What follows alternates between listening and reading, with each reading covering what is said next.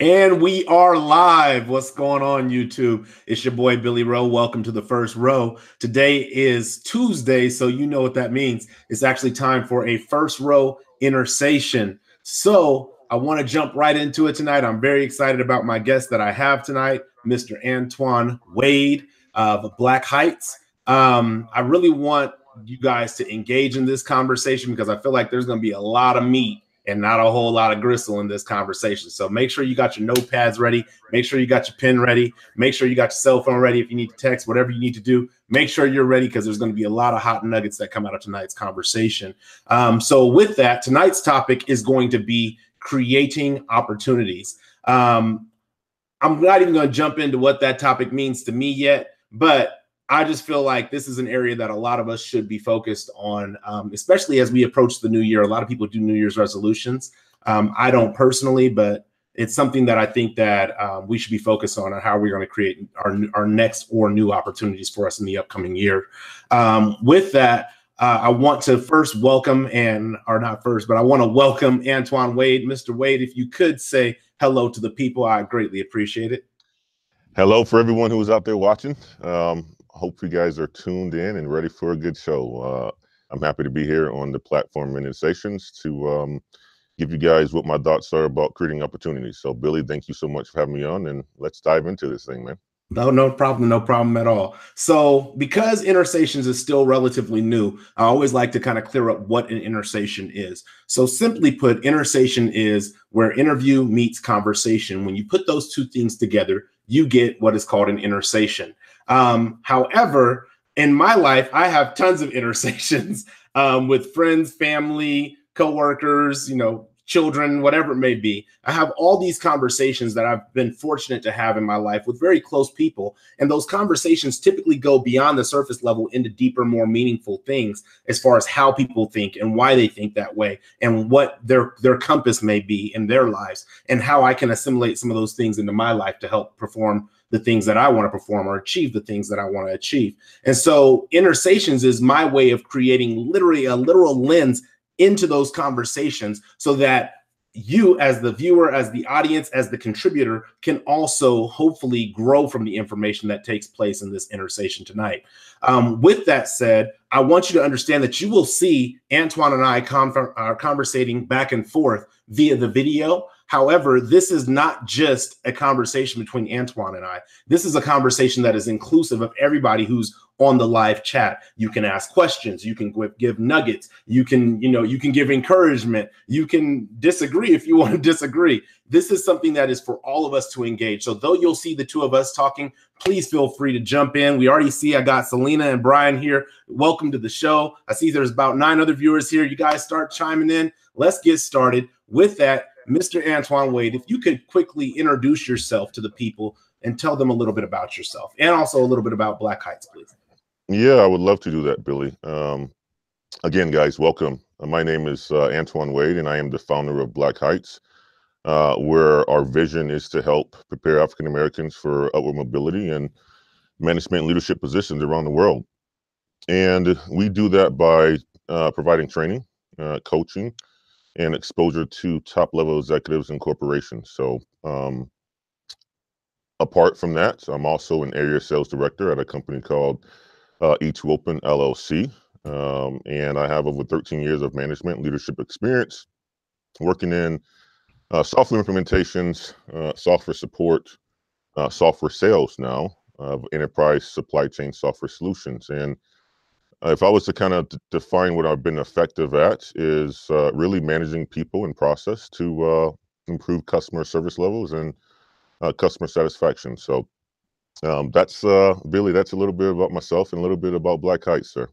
Okay, I appreciate that. So Antoine's being a little humble, and I'm gonna kind of bust him out. That's what I do on these shows. So Antoine actually just completed his first conference with Black Heights, which we were talking a little bit about before we got on the show. But I'm just so excited about this organization because I feel like leadership and exposure to higher level positions in whether it's in corporate America and self-employment, whatever it may be, that exposure when it happens at a younger age, I feel like it it thrusts us forward into what we believe we can achieve. So I think he's being a little humble here, but I would tell you, keep your ears and keep your eyes open for the things that are going to be coming from Black Heights, because I'd have no doubt that this organization is going to blow up. So I just had to brag on you a little bit more about that, because you was like way downplaying it. It's the humility. It's the humility, Billy. You know, I'm confident we're going to be doing some really good things, and we've already started doing that. And kind of just to give you guys a little bit of a background about our workshop that Billy just talked about. This past weekend, November the 30th and December the 1st, we had our first workshop, about 9 attendees across corporations in the U.S., mostly in the Bay Area.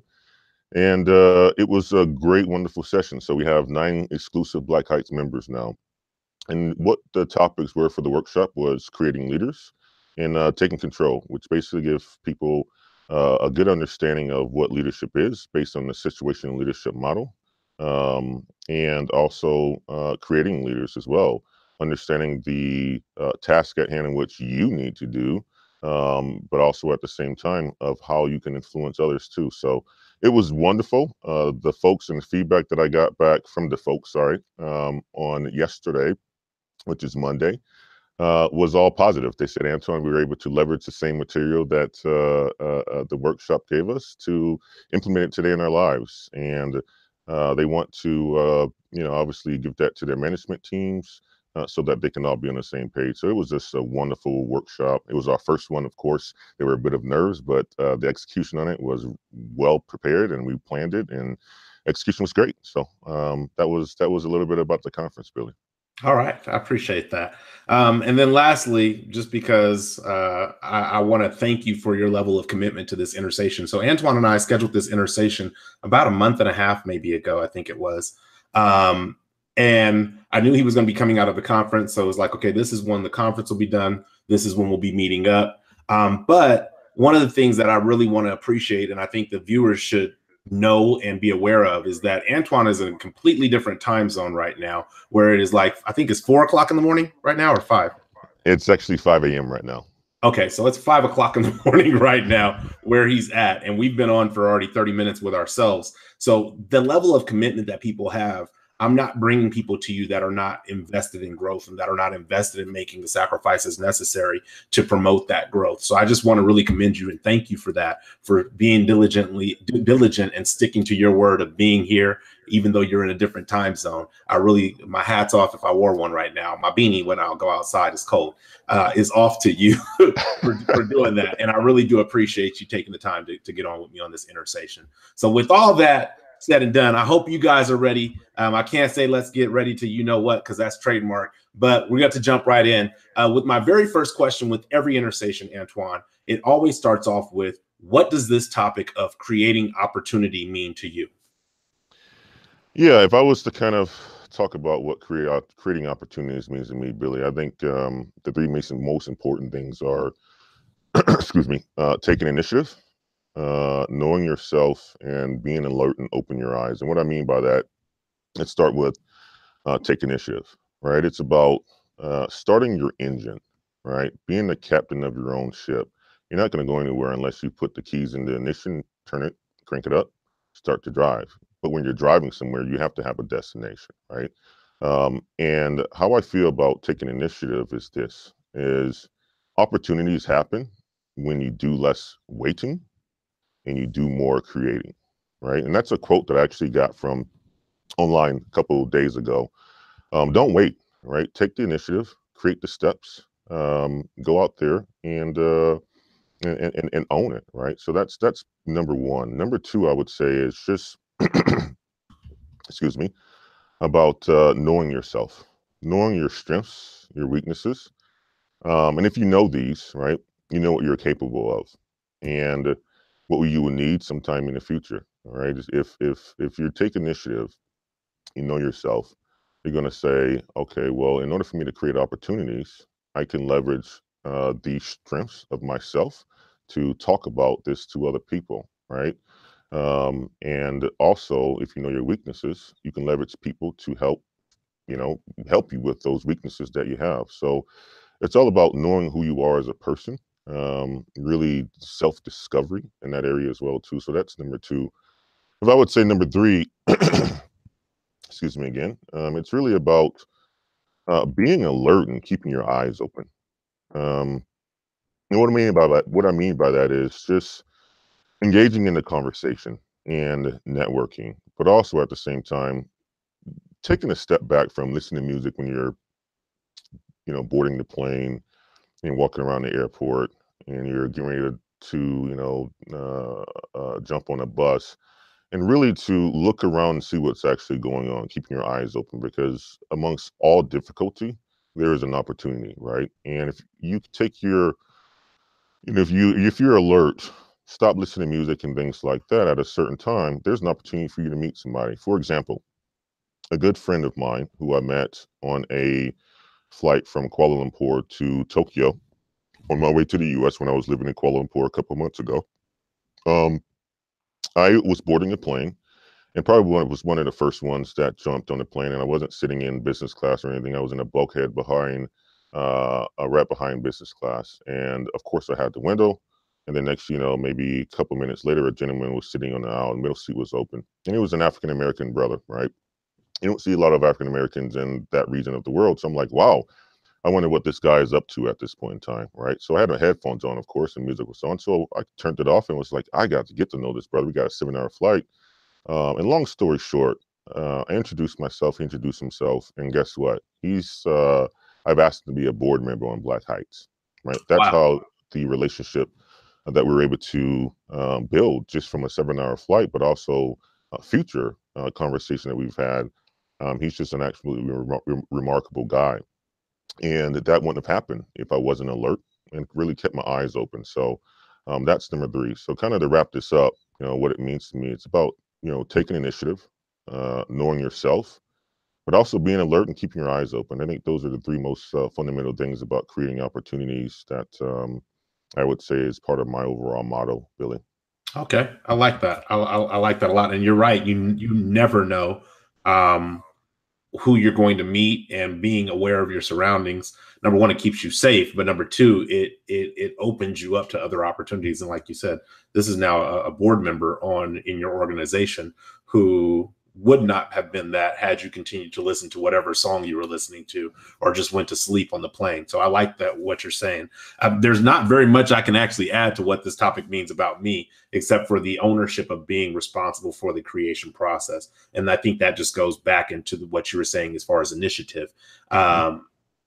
Creating opportunity is very much about you owning the process of not waiting for things to come to you, not feeling like, oh, well, when it gets here, I'll be ready for it. No, get ready and then go out and get it. Like it's that simple. So when I think about creating opportunity, I think about the things that I've experienced in my life, whether it's professionally, personally, in relationships, or it may just be in the different fun activities that I do, creating opportunities for experiencing life to the fullest level that I actually can and experience it. So I'm definitely with you on those key points, that especially when it comes to initiative, taking that initiative to jump in and start building whatever it is you need to build in order to receive the opportunity when it presents itself. So I like that. So now we're about to get into real questions though. So I hope you're ready. We're about to fast forward.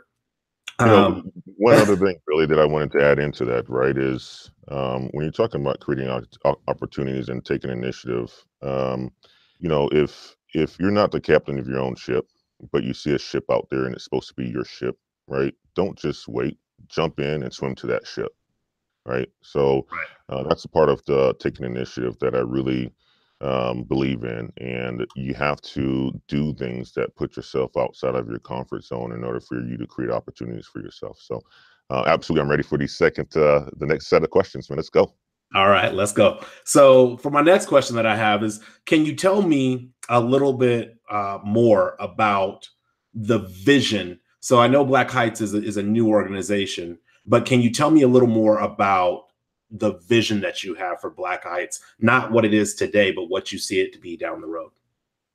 Yeah, I see Black Heights as being a large leadership uh, development organization where we continue to focus on the vision of getting African Americans in management and leadership roles across the world.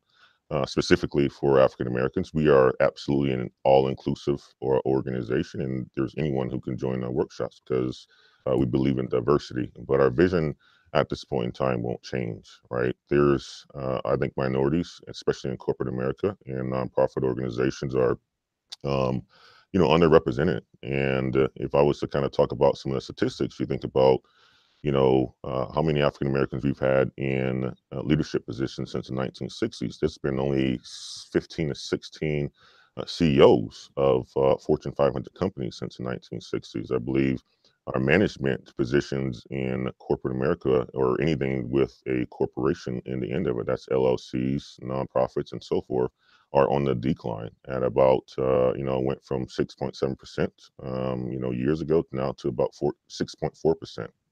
So Mm. overall, management positions is about, obviously accomplishing organizational goals, but also building leaders and stuff like that too. So my vision is to help prepare African Americans in this area long term by creating this basically this executive leadership company, which Black Heights will become over time. So. Okay. I like that. And I think it's important. How much do you think when it comes to creating opportunity and or seizing opportunity, how important do you see vision in that formula? It's very important, right? You have to have a vision in order for you to go anywhere, right? And I mean that's the same thing when I was talking about when you crank the car up and you're driving somewhere. You have to have a destination, right?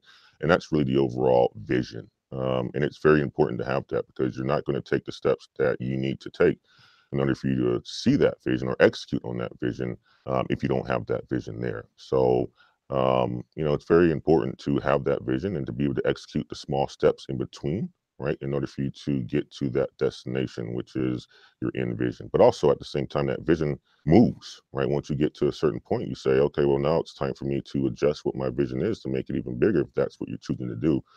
So at this point in time, I'm really focusing on, from Black Heights standpoint, what my current vision is, which is to really impact entry level and mid level managers in corporations around the world.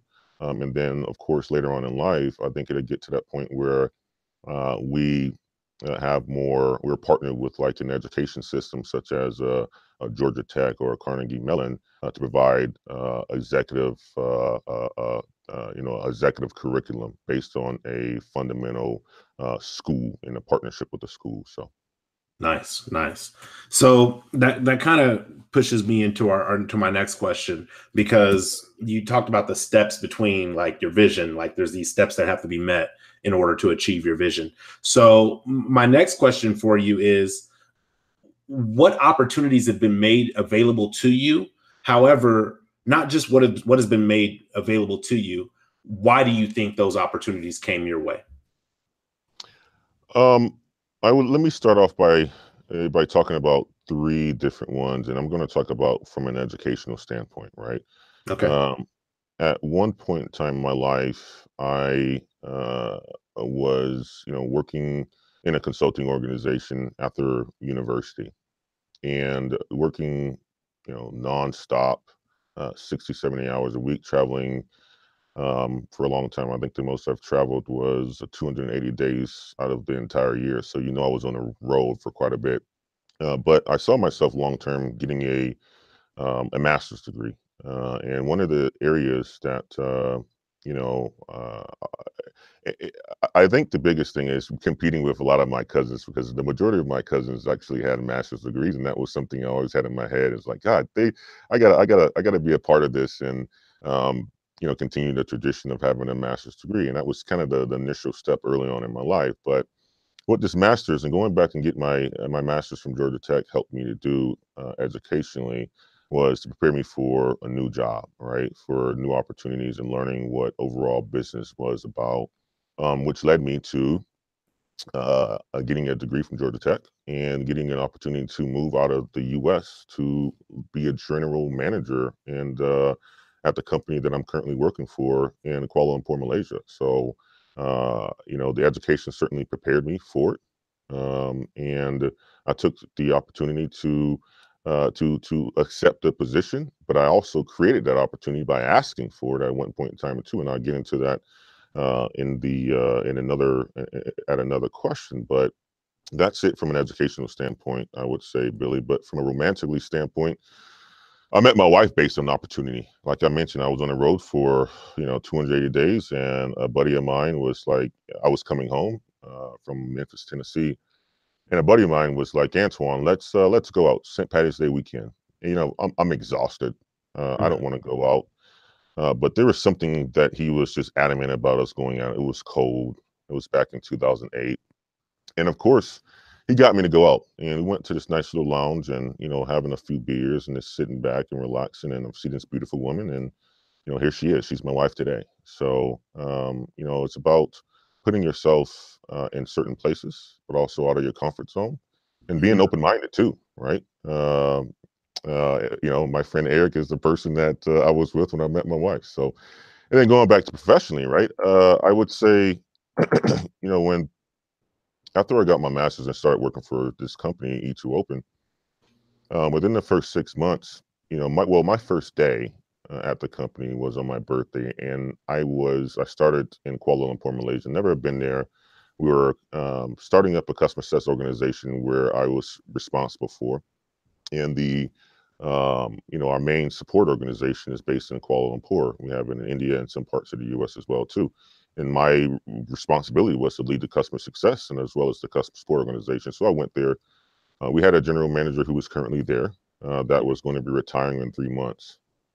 And while I was there, I was asking the folks on the floor in my organization, not in my organization as well, about how do they feel about Mr. Rob retiring? And they're like, Antoine, this is going to be quite difficult for us. We've had him in the office for the last 2.5 years. He's a great leader. I feel like we get the attention of headquarters whenever we have a leader in the office and so forth. So they were a bit scared. They were also scared because we were on a fast acquisition strategy, acquiring companies, and a lot of them had presence in India. So, of course, I don't know if you remember back in early 2000s, a lot of offshoring happened. And what happens when you offshore to India, a lot of people lose their jobs stateside and so forth, wherever else. So Correct. that was a scare for a lot of the employees there. And I just took that back with me and kept that in my head. And then, we were supposed to move to Austin at that time. And I asked my boss, I said, why don't we just skip moving to Austin? And why don't I just go to Kuala Lumpur? He's like, Antoine, no way, you're shitting me. I'm like, no, I'm serious. He was like, have you talked to your wife about this? I'm like, no, I haven't talked to her, but I'm going to talk to her now. And my wife was on board for it because we had always watched House Hunters International and saw what the expat life was about. And I was like, gosh, if I have an opportunity to do that, I would love to do it. I mean, and it was a absolutely fantastic experience. We just moved back to the U.S. in July of this year, and my growth of leading, people in a completely different country and another organization has set me up for success, ever since and even before then. So, now I'm in a completely new role, doing sales, which I'm not a sales guy, or I don't want to say that. Everybody's in sales, right? You're selling yourself every single day. What I mean by that, I'm just not a traditional software sales person. But I know that in order for me to get to a CEO position inside of a large corporation, you have to have that well-roundedness, and sales is definitely part of it. You think about a lot of the CEOs in Fortune 500 companies or smaller, they have a sales background. You have to be close to the revenue. You have to be close to the product in order for you to get there, right? So this is my step towards getting closer to that C-suite and becoming a leader in a company outside of my own, right?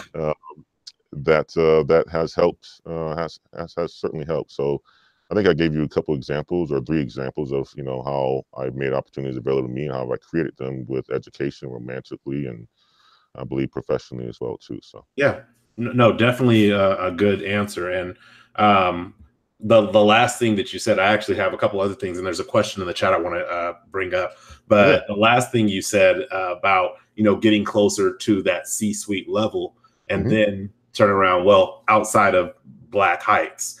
yeah, Um, and I think that's a part of opportunity, of creating opportunity, that sometimes we leave out or we forget that Sometimes it may not be the corporate C-suite position that we are currently in that we're trying to achieve. It might be getting the knowledge that we need from our corporate growth or our educational growth, and then transcending that into something that we create on our own, where we are the CEO or the president, or in that captain position of the ship. So I think that just kind of came up at the end, but that is a definite nugget that people should probably try to take with them, is on that. Sometimes the opportunity may not come, but that doesn't mean you can't create the opportunity overall.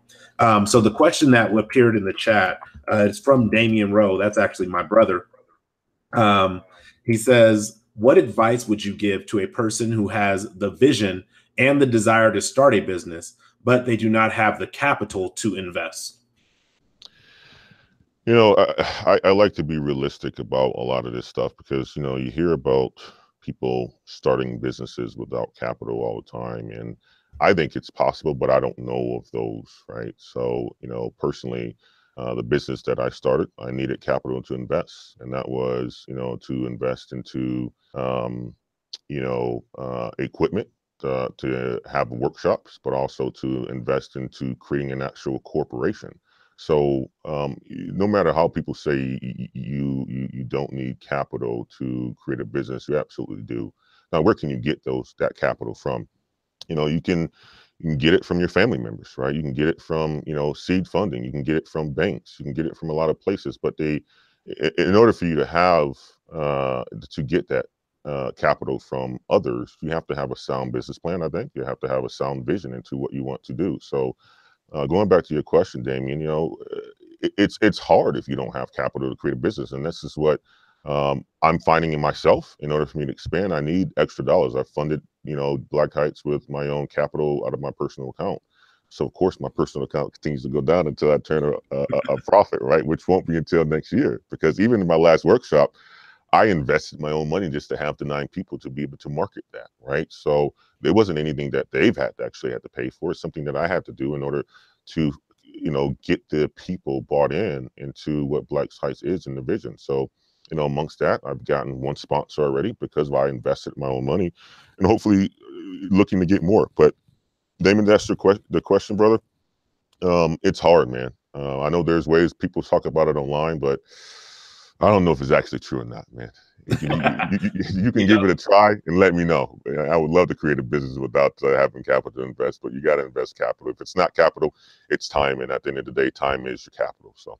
Exactly. Time is the ultimate capital. I mean, even with something as simple as a YouTube channel, you have to pay to have a YouTube channel just to do something like this. So I don't believe there's any free rides out there, but what I lack in revenue, I definitely make up in hustle. So I always tell people, because you said, you know, you can ask family or you can, you know, go to a bank, but you need to bring a business plan. You know, I always say it's great to have belief. It's great to have conviction, but I'm gonna need you to believe in writing, so I can see what it is you're believing in, so that I can buy into that and have that same belief that you can be successful at it.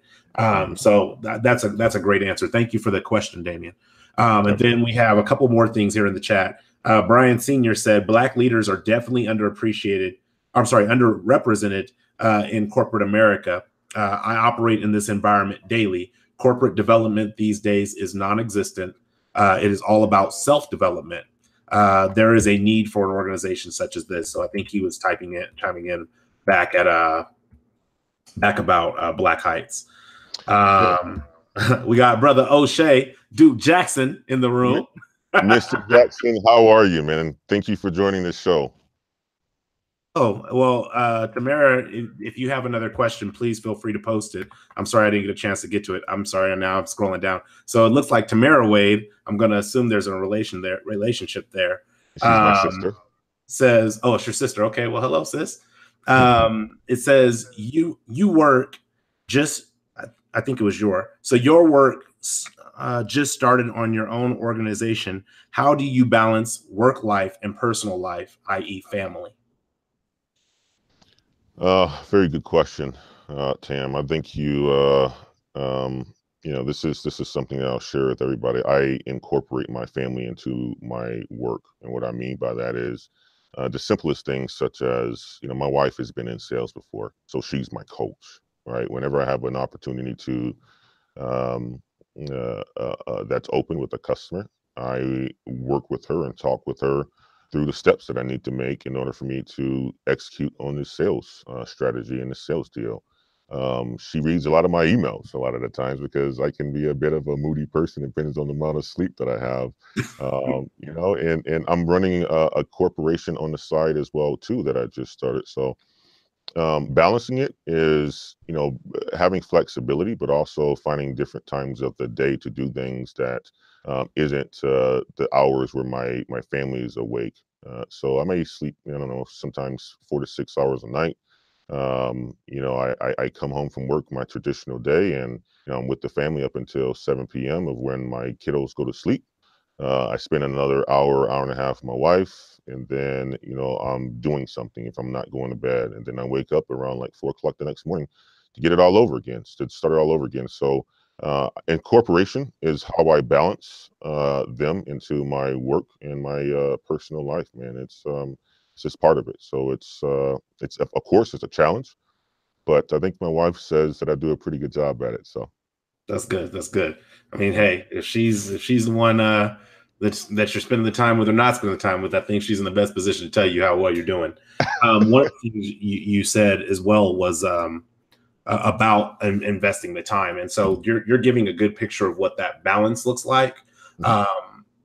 I want to kind of jump into my next question on how do you determine which opportunities you're going to focus on? Because our time is something that is limited, it's finite. So because we don't have an unlimited amount of it, we have to choose what we're going to focus attention on. So how, when it comes to opportunities, do you determine which opportunities you're going to actually devote energy to, and which opportunities you can just say either it's not for me or it's not for me right now and allow it to pass you by?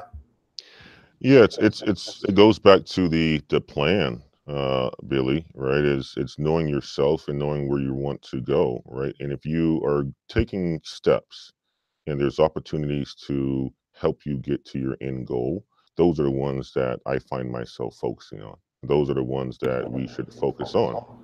So, keeping my eyes open at the same time too, and being open-minded to different ways of doing things along the way, and knowing that there's not just one path to get to your, destination is another piece of it too. But if I was to kind of talk about it from a financial standpoint, right, is I've always wanted to have or be comfortable growing up. I grew up in a loving household where my mom and dad divorced when I was about 10 years old or something like that. So um, it was a absolutely loving household, but we weren't the richest people. We were, if I was to say it, I was probably be quite honest with you and say we were poor, but you couldn't tell, right? Right. We had everything that we needed to have. My mother worked her butt off to give us everything that we needed, including education, right?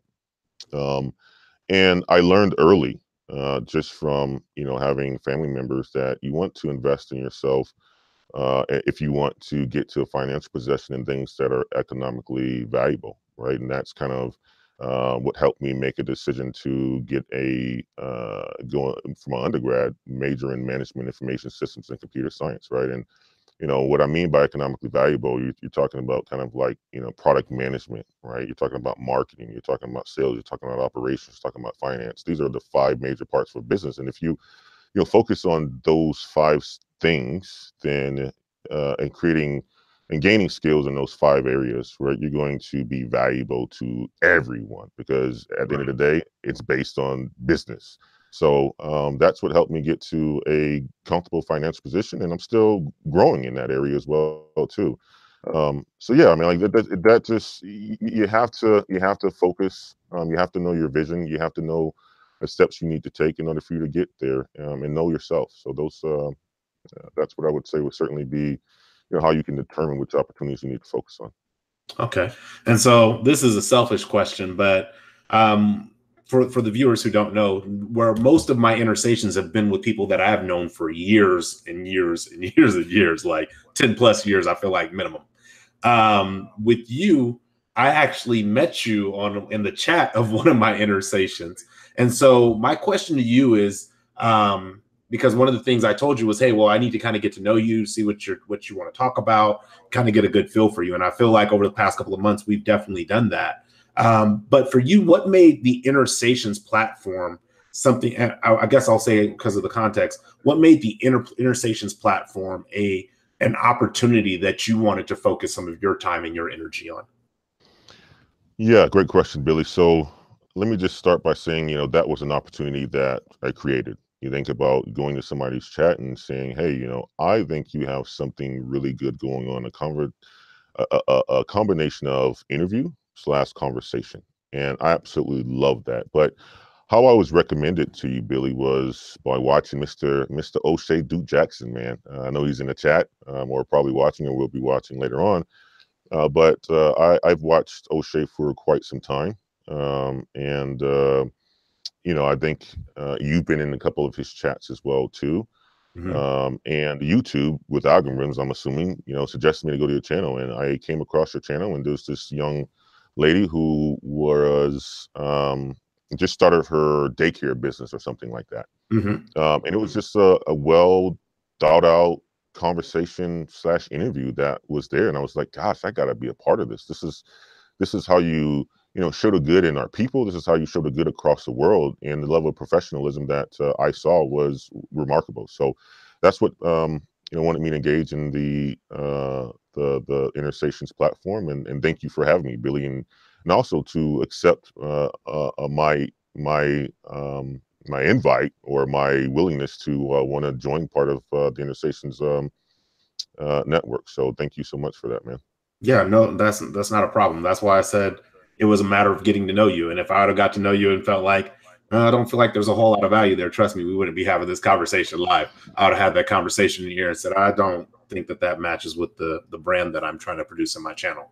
But Yeah, and think about this too, Billy, and sorry to interject, but you're right? And I know that what I can bring to the table and with any relationship that or any person that I come across, right? So I know my strengths, and part of right. my strengths is building relationships. I have a lot of weaknesses as well too, right? And part of my weaknesses are minute details, right? That's why I have my wife.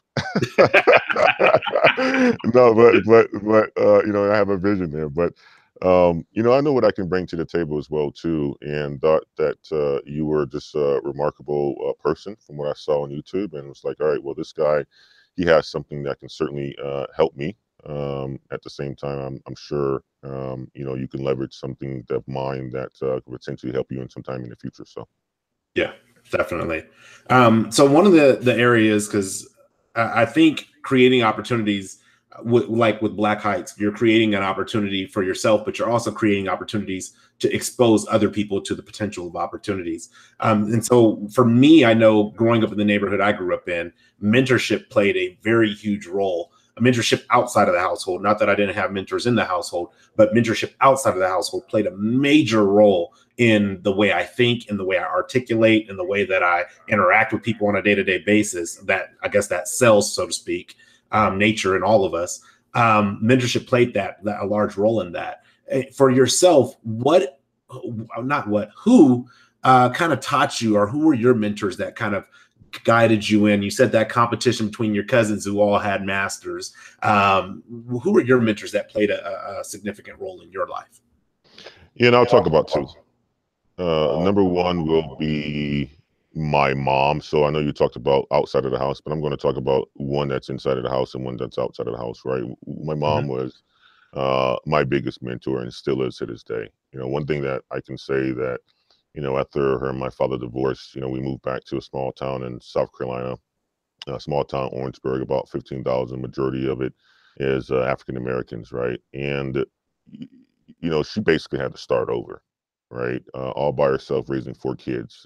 My older brother, myself, and my two twin sisters, who were at the time a bit, maybe a year or something like that. So it was a difficult time for her. But one of the things that she just did, she just went and got hers. I mean, like she took ownership and she said, you have to own it, and creating opportunities to raise us in a safe environment, also with the help of family members, to make sure that we were positioned well enough to be able to compete with our friends and other people in the education system as well too. And one of the things that I admire my mom the most for, and I don't know if I really said this to her, but going into my junior year of high school, she decided that she wanted to move to Madison, Wisconsin from Orangeburg, South Carolina. And yeah, you're going from a town, filled with African Americans, and it's a small town in middle of South Carolina. And it's a heat box, a loving place. But she said, "I'm going to move, and you have an option to come with me. You're going into your junior year. I'm taking your sisters for sure. I think it'd be uh, great if you come. I'm not going to force you, but in the back of my mind, she was forcing me to go. She knew that it would be good for me to go. If anything, she always said that you can always go back if you don't like it. So you need to take this opportunity to go." And she moved us, and she started working for my uncle, who was a successful real estate individual in Madison, Wisconsin. And he's the second person that I would say um, really helped with overall mentorship. My uncle was born in Orangeburg, South Carolina as well. He moved to Wisconsin really early in his life, I believe when he was about 13, but he started working for a company called Oscar Mayer. You guys know him for all the hot dogs and stuff like that.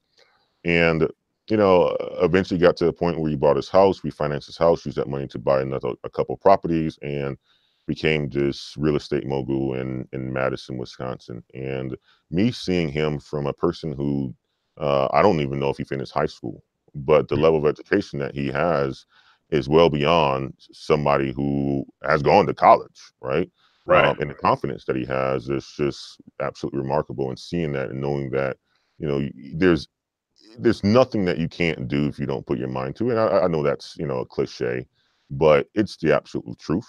And seeing somebody who has done that personally really gave me an example of what success looks like and how you can create your own success by creating opportunities for yourself. So my mom inside the house, my uncle Dave was certainly the person that was outside. Of course, along the way, I have tons of mentors in the professional world, personally, who are friends. Ron, who's going to be on my board at Black Heights, certainly a mentor. There's tons of them, but the two critical ones was my mom and my uncle Dave. So, Oh, that's really good. Actually, it's interesting because the perception of having a choice makes something that you may not want to be a part of or want to do become palatable. mhm. And then taking yourself out there and making that choice, you get the exposure to your uncle, who anybody who has ever dealt with any kind of real estate transactions understands that is like, you got to be really good at sales, because that's Mhm. how you and if you're Absolutely. not good at sales, that's how you move out of your house and go and find another job, because you're not going to eat. So it's that exposure of the sales nature and how to present yourself and how to communicate, what to lead with, like putting your best foot forward, those types of things. I've dealt with a lot of different real estate professionals who have definitely shown me like the ropes of real estate. And real estate, though I love it and love helping people, I've always understood that that's just not my calling. Even though I want to do it, I want to do it because I think it would be fun. I think it'd be energetic. But then when you start getting into the nuts and bolt and the hustle and the grind, it's like, are you willing to do that? So I want to move into kind of like a sub question of that question about mentorship. One of the things, I have this theory uh, about schedules. So for us as children, we start off, the first thing they try to do is put you on a sleeping and eating schedule when you're a baby. So it's like, okay, he's here, she's here, they're out. Let's get them to sleep through the night. Let's get them to eat at a regular time. Let's get them to take naps at certain times. Let's get them a bedtime. And then you move into kind of like kindergarten, preschool, daycare, and then you have your schedules there. Then you move through elementary, primary school, and you have your schedules there. And then after you graduate high school, it's like almost all the scheduling that has been done for you ceases, just Mhm. completely drops out. And now you're left up to your own devices. Now, obviously, there's some consequences for not choosing to keep the right schedule, but you're left to your own devices, and that schedule becomes kind of whatever you prioritize. Obviously, when we're younger, we may prioritize fun more so and the freedom of being able to do what you want. And then as you get older, you're like, okay, I'm prioritizing right now retirement. So the money that I could be spending for fun, I'm actually putting to the side for retirement. So for you, how much does routine play a part in your creativity or creation of being able to seize opportunities? That plays a huge part, right? I would say that you think about my day-to-day life.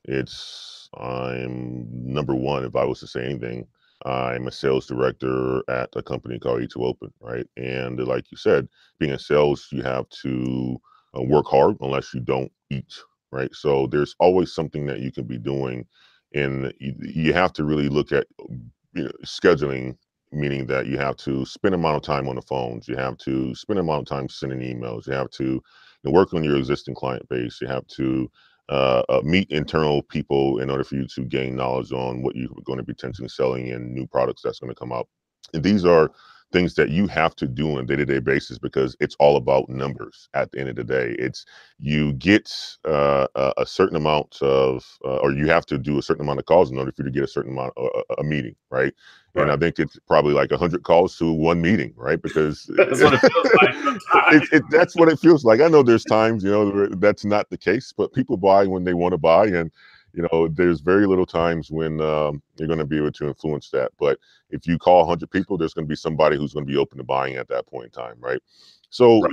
you have to make sure that you have a schedule planned out that works for you. Now, what I would say though is the power of routine is very important for me. I make sure I kind of do the same things every single day, for the most part, but I am flexible with that as well. I'm the type of person that if we're going to go on vacation, I don't want to plan anything on those days. I just go and I say, you know what? I want to go and visit a castle, the Transylvania vampire castle. By the way, team, folks who are watching, I'm in Romania right now, and in Bucharest, the capital of Romania. And the other day, I was here. I was like, I'm not going to put anything on the agenda, but what I'm going to do is I want to visit the vampire castle in Transylvania, right? I think it's something that it would be cool to say I've been to. So I just schedule it, right? So I'm the type of person that, I stay to routines, but also at the same time, I have a lot of flexibility. And that's where my wife comes in at. She's the person that likes the little details and likes to schedule stuff. So I have a good job at balancing. But the power routine is very, very important in order for you to get to where you want to go, Billy. True. I definitely agree with that. And I think there is a balance of routine, schedule, structure, and Mm-hmm. adventure, spontaneity, and, fun. I think there's a balance of that. But if you start to lean too heavy to one side or the other, life becomes kind of this sweet spot for misery. So, Yeah, well, and you said something too, Billy. Let me piggyback on you 1 second, sir, if you don't mind. You kind of talked about, after high school, you don't have those people creating schedules for you. I think, yeah, it's hard, and I think that's what sometimes college tries to do for us by giving us that autonomy to schedule our own classes and our own courses and try to build a schedule that works for us. At least that's what it did for myself. For folks who don't go to college, there's other ways to create a schedule, and a lot of that is around work, right? Because if you're not working, I'm not plain and simple, you're not going to have money. right, So you just have to figure out, outside of your work time, what is it that you can do to be successful inside of your career or your profession at that point in time, but also outside of your profession. How do you continue to grow? So you just have to, schedule a schedule or how would I say, organize your schedule to make sure you're meeting the things that you want to meet in order for you to become successful in whatever manner that is, right? So. right. No, I agree with that 100%. So for my next question that I have, I want to kind of start shifting because I think that sometimes the opportunities that we encounter or the opportunities that we acquire, not necessarily encounter, but acquire, lead people to believe that, we're living the best life or we're living the dream and everybody else is just living something that's that lacks luster. Have you had any experiences in your life where, you actually only were able to see through this tunnel one opportunity that was in front of you, and instead of really creating opportunities or choosing an opportunity, you felt like the opportunity in front of you was your only lifeline to pull you to the next level in life. Have you ever had that? Um, I'm sure, Billy, there's been times where I've been blinded by tunnel vision. And I would probably go back to when my mother moved us to Madison, right? And she said that you have an option. And although she wasn't giving me an option, she did say that. And one of the resistance pieces that I had was, gosh, I'm going into my junior year. I got football, I got friends, everybody else is going to be able to graduate together.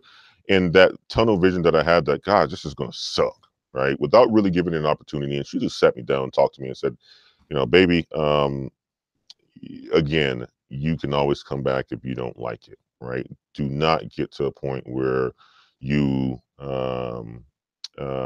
you miss other opportunities because you're so focused on one. And that's Right. something that my mom really, said to me at that point in time that really helped. And I can tell you this: as much as it's changed her life, it's changed, I think, all of her kids' life at the same time. So. Okay. And so another question that I want to ask, because you spoke earlier about the C-suite, the C level of leadership in organizations and in corporate organizations. There's a cliche that says, it's lonely at the top. Can you speak to any of the as you continue to progress in the corporate ladder, any of the alienation that you've had, whether that's been culturally alienated? Sometimes people think, oh, well, you're African American and you speak so articulately, you must not identify with your own culture, things along those lines. Have you experienced any of that, or and if you have, what have you done to kind of like to reconcile that within yourself so that you continue to pursue the opportunities that you seek? Well, I would say this, right? The further you move up in the positions of higher leadership, you are a bit lonely. And what I mean by that is, you don't find too many of us, brothers or sisters, that are African American in a lot of these positions, right? And there's times when you're just put into a room and you are the only representative that's there. That's a good thing at the same time, but also there's a bit of fear there. And I think if there's any women who's watching this, they probably would understand most, just by the fact that if they were in a male dominant room and they're the only female, how it kind of makes them feel, Right. right?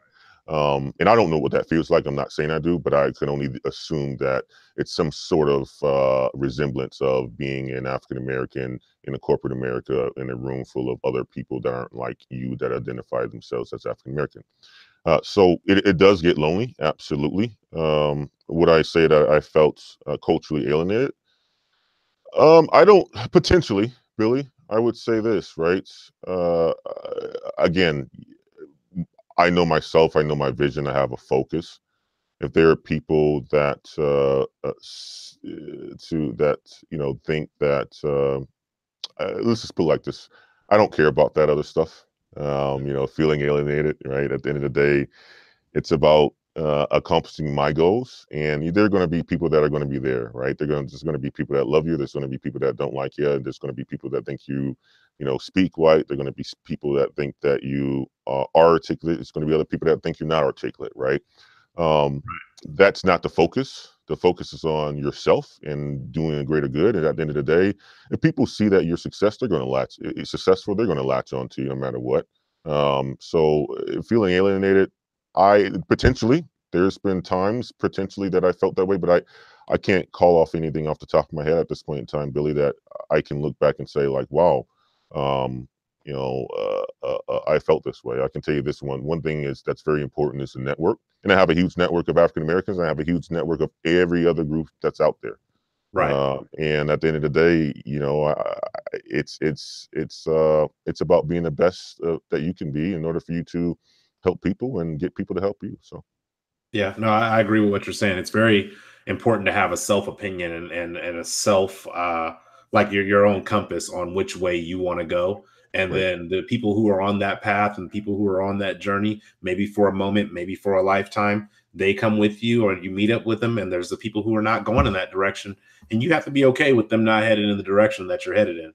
Growing up in the Absolutely. community I grew up in, there was a lot of slang spoken in the community that I grew up in. And I know how to speak slang very well, However, 9 times out of 10, I'm not speaking in slang. I'm speaking in proper English because number one, my profession requires for me to speak in proper English. But number two, that's just my preference. I'm more comfortable speaking in proper English at this point than I am in speaking in slang. And my reason for that was always that I would rather be able to speak in a manner in which everybody can understand me than only speak in a manner to which the people in this neighborhood can understand me. Because as you know, slang varies from city to city, borough to borough, town to town, state to state. So if that's the case, why am I going to limit my ability to communicate with people by choosing the smaller form of communication when I have this abundant communication that everybody can understand across all platforms? So I definitely agree with you. It's about having that self-opinion and being, I guess, for lack of better terms, comfortable with who you are, where you're going, and not allowing what I'm going to call the Facebook like syndrome, or let's go even further back, the MySpace like syndrome. Not going to allow that to deter you from pursuing what you really want and sacrificing it for a popularity contest. So I definitely like your answer on that. So we are at 55 minutes. So I want to ask you 2 more questions, or 1 more question, and then give you an opportunity to wrap up. But when it comes to focus on, because you said about focusing on what your vision is, what your goal is, when it comes to focus, how do you focus personally on opportunities that you're dealing with in the immediate present, and still allow yourself to be open to the other opportunities that are coming in from the peripherals?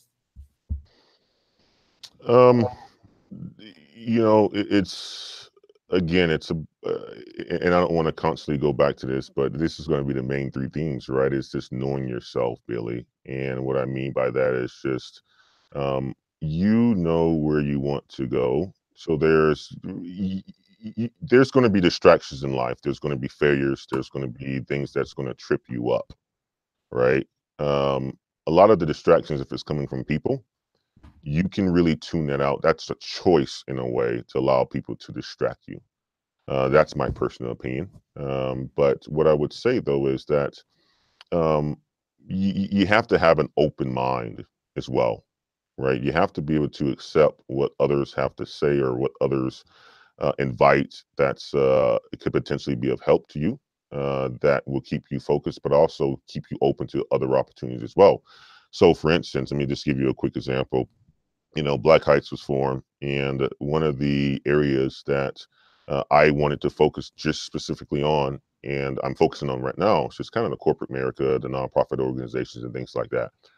So that's my focus, right? Right. But you know, I spoke to a cousin and said, you know, Antoine, I really think this starts even in the college level and undergrad, right? And to be honest with you, that's I'm getting ready to probably make that change because that's a huge opportunity for me, Right. right? But also at the same time, I'm staying focused on what I need to focus on because now I got a sponsor, but I'm keeping my mind open to other others' input, especially that is valuable. And she works at a university too, by the way. So that's certainly helpful to potentially go and pivot towards that route as well. And that may accelerate the growth of the company. And not only that, accelerate sponsorship. So um, it is very important to keep your attention on the opportunities that you're focused on, but also have an open enough mind to accept others, to say to yourself, okay, well, this may be a good idea, and let's keep this open at this point in time, because that may be another path that I follow in order for me to get to the end goal of being this huge leadership, corporation, or executive leadership corporation that helps people get to the C-suite. So yeah. Okay. Yeah, no, you're right. It's sometimes we just slam doors, no solicitors. We haven't even listened to what's being said. So you have to have some of that openness and that willingness to hear other people's opinion, but also you have to have, that internal voice that's inside of you that says, yes, that resonates with me. No, that doesn't resonate with me. And be willing to follow your vision and not get too far sidebarred that your sponsor is like, wait a minute, I sponsored you for X and you're over here at A again. Like what's going on? So Yep. I definitely agree with you on that. So with that, because we are now about to be at an hour, I want to ask you my last question. Just at the end of every Intersation, because it's an interview, but it's a conversation, I always like to ask, if you were to allow 2 or 3 takeaways from tonight's conversation, if you were to tell the audience what you want them to take with you. And actually, I have a question that I'm going to ask before you this, because somebody just posted a question in the chat. But if you were to leave with 2 or 3 takeaways, leave us with 2 or 3 takeaways, what would those takeaways be from tonight's conversation? But before you answer that, let me jump over here really quick to the chat. It looks like Tiffany Wade, assuming that's your sister. Other right? sister, yeah, Okay. they're identical twins. I was like, wait a minute, was the first Wade Tiffany? But she says, where do you see yourself in 5 years? Do you see yourself still working in corporate America full-time or operating with Black Heights? I'll be in corporate America because Black Heights is a corporation. And I would say in 5 years, my goal is to be just a CEO of Black Heights. So that's where I would see myself, and hopefully that can happen a lot sooner than 5 years. My goal is, 2 years max, where I can fully devote my time to Black Heights, because right now Black Heights, started with my side time. I have a professional job, right? And although I'm making this work, but it comes second to my full-time job. I'm hired by a corporation and I'm expected to deliver results, and I have to deliver results in order for me to be able to fund what I invest into Black Heights as well too. So, but if I was to think about 5 years from now, I would be the full-time CEO of Black Heights, and that would be where all my energy would be going at that point in time. So, okay, I like that. I hope that answers your question, Tiffany. So going back to my last question, as far as the 2 or 3 takeaways from tonight's conversation, what would you want to leave the audience with tonight?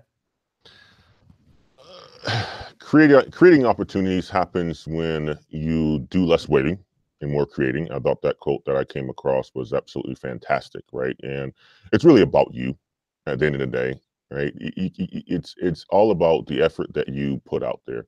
And I would say this, like the most successful people in this world today are the ones who took more chances and took more risk in life, right? And it's about finding where you are, or finding who you are as a person, knowing your strengths, and how do you, build upon that so that other people can leverage those strengths, and also knowing your weaknesses, where you can leverage people. But also at the same time, I would also say this too: the power of the network. The network is huge, and you have to keep your eyes open and your mind open to be able to build relationships with people, because that is what's going to help you along your life and your journey. So again, it's back to the 3 topics, Billy, that I initially started off with is, taking initiative, knowing yourself, and being alert and open-mindedness at the end of the day. Those are the takeaways that I would say that if anyone who watched this video, they should be able to pick up on. And then hopefully I've made it easy by just breaking it down in 3 different things that they can take away that should help them in their personal or professional career. So Nice. I like it. It's funny because you've said it more than one time, but I've written it every single time you've said it because I'm about repetition. So, in order for people to get a message, you got to repeat. You got to repeat. You got to hear it. You got to drill it sometimes. So I'm okay with that. Look, hey, if you want to call me slow, I will. At least I got the notes. So that's how I feel about it. I love it. I love it, brother. So with that, not normally, with that, what we do at the end, towards the end of the Intersations, our first row Intersations, is I present something called the tools for the first row. So the reason why the channel is named First Row, number one, my last name is Rowe, W-R-O-E. So it's a play on my name, but it's the first row because of the fact that when I was younger and when I first started interacting with business and had mentors, they taught me that the people who sit on the first row make the most money and get the most information. So that for me made the first row like where I always wanted to sit. I didn't care if I was supposed to be there or not. Like I was trying to get fed. So that's why I have this that's why this channel is called The First Row. So I like to give you a couple of the tools for the first row. These are points and tools that I thought about when I was thinking about this topic and creating the structure of the questions that I wanted to go through this evening. And so I want to share those with you. If you have a pen, write them down. If you don't have a pen, then you're gonna have to watch the replay. So jumping straight into it. And it's so funny that this is what you kind of left off on, Antoine. The very first tool that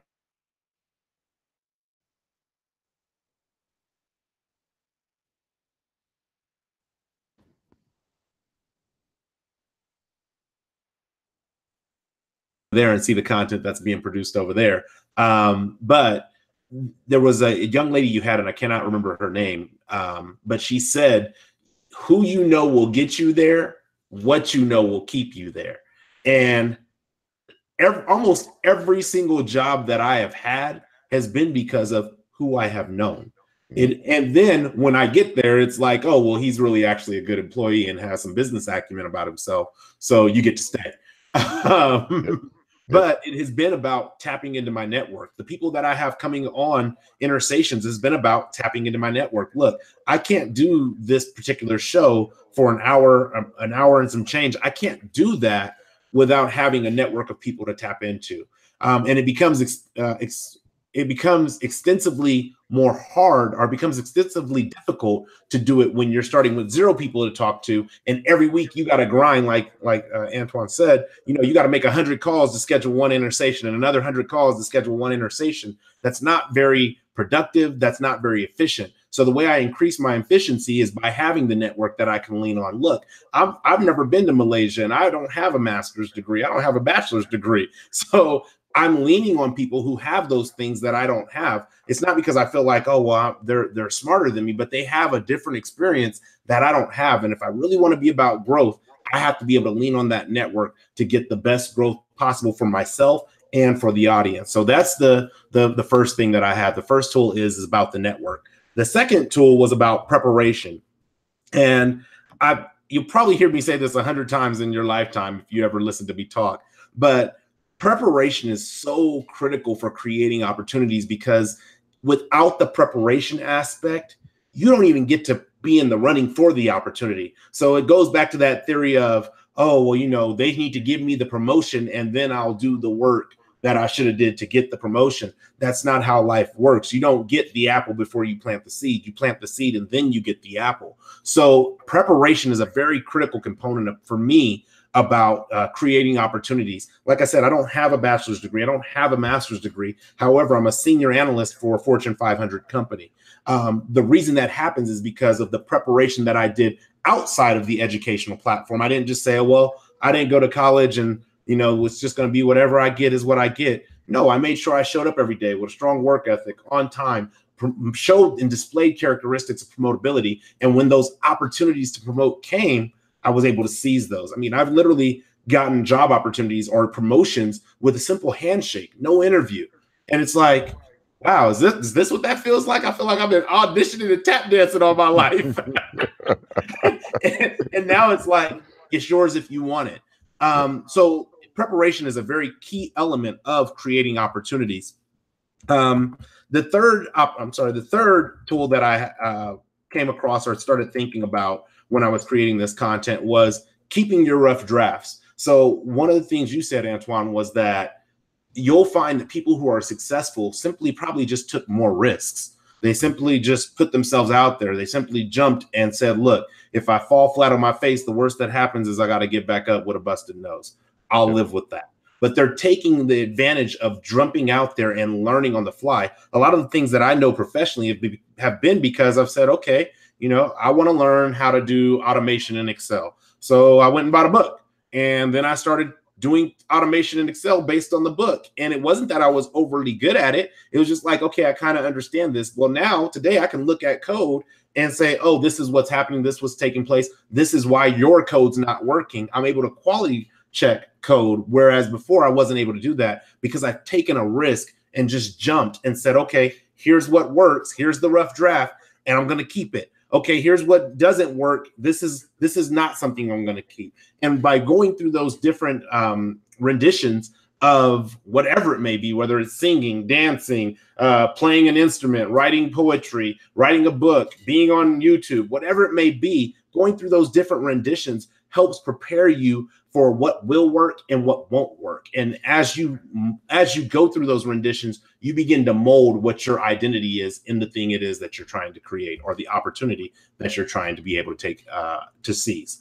The fourth thing that I had, which originally I want to say, Antoine, was the final thing, but I have a fifth thing now after sitting on this Intersation that you inspired. But the fourth thing that is a tool for the first row and coming up with this content was seize the opportunity. Goes right to what you're saying about less waiting. You know, we like to kind of like let things come to us. You know, they talk about, oh, well, you know, if it's meant to be. Somebody shared with me a quote where, you know, they say, if you love somebody, let them go. And if they come back to you, you know, then it's meant to be. Somebody corrected that and said, well, if you love somebody, let them go. And if they come back to you, nobody else wanted them either, so let them go again. So that's that ability to say there's an opportunity there. Seize the opportunity when the opportunity is there. And then if there's an opportunity where, you know, you got to let it go, it's no longer for you, or it may not be for you in the first place, be willing to let it go. And when it comes back, if you're prepared for it and it is what you are truly seeking, or what truly resonates with you, then seize it again. But if it doesn't, be willing to say, no, you know what, I've been there. I've experienced that. I learned from the rough draft that I kept that this isn't for me, and this is why it's not for me, because this is still a truth for me about, you know, I don't like sales. I don't like making phone calls, whatever it may be. You're able to bounce that rough draft off of the opportunity on whether you seize it or not. But the opportunities that I've been able to seize in my own personal life have not been just simply handed to me. Like I said, I was able to get a job on a handshake, but it wasn't because, you know, I walked in and was like, hey, I'm Billy Rowe, and then they just shook my hand and gave me a job. It's because of the level of detail and work ethic that was displayed that presented that opportunity for me to be able to say, okay, here's an opportunity. They're presenting it to me now. It actually kind of came to me halfway because I did a lot of the legwork to get there, and now I'm able to seize it. So that was the fourth tool.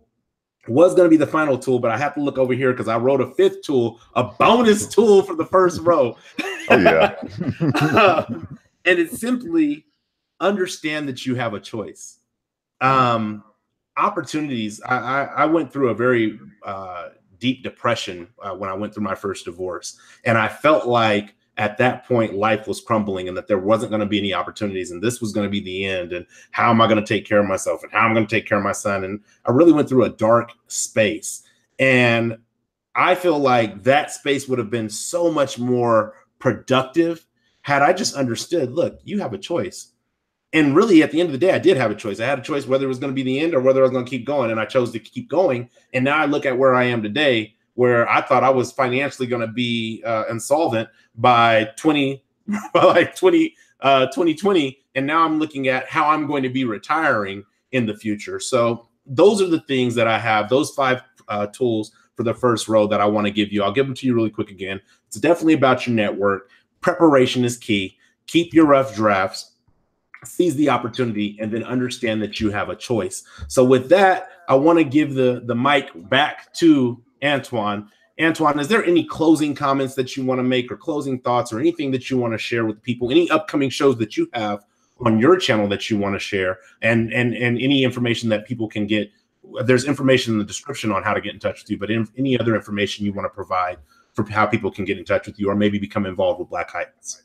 Yeah, so one is they can visit the website at www.blkheights.com. That's blkheights.com. You can contact me via the website as well. My email is antoine.wade@blkheights.com. You know, you can find more about what's going on by also subscribing to our free newsletter, where you can get some management and leadership advice in the world. Doesn't matter what profession you are in. We really, our vision, again, it's around African Americans, but I think there's something for everybody to learn, right? And part of that is putting yourself in other people's shoes, right? And understanding what they potentially may be going through. So I tell people all the time, when they see the brand Black Heights, and it is a personal brand of mine, it's a professional brand. They say, oh, wait, it's just for African Americans or Black people. And I say, no, it's for everyone. There's a takeaway from everything that I write, and I have a newsletter that's published every 6 days. So join it, subscribe. And there's going to be a huge takeaway from every one of you who gets a chance to read it. So that's pretty much the closing words, Billy. I hope everybody who watched this, took away something. I hope I was able to answer the questions that everybody wanted to or asked, and I'm looking forward to having another show on next Tuesday and next Wednesday. You can find us on the Black Heights YouTube channel. Billy's going to be on there. I believe I have to look at my calendar, but it's coming up in another week or so. Yes. And we'll get this thing going. So thank you guys for joining in and for supporting. And Billy, as always, sir, appreciate it, man. Thank you for so much for inviting me to your platform to have this Intersations. No, I definitely appreciate it, man. No, I appreciate you coming. So with that, you guys, I just want to take a moment to thank you guys all for tuning in live. If you have not already, subscribe to the First Row channel, click the bell so you're notified when the First Row is live. This is the type of content that we have. Different personalities, different type of people, different stories sharing with each other so that we can either experience growth or be exposed to solutions to help us get through things that we're also experiencing in our own personal lives. So with that, I do want to let you know the next upcoming show that will be live on the First Row will be tomorrow. It'll be the Wednesday Word. That's at 6:30 p.m. Pacific Standard Time. That Wednesday Word will be on habitual abnormalities. If you want to know what I'm talking about, you have to tune in to find out. Other than that, I thank you guys for rocking with us tonight. It's always a pleasure to have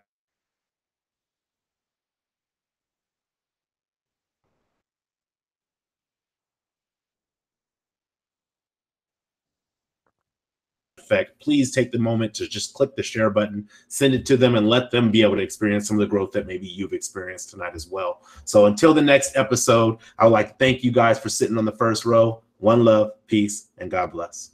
Peace, guys.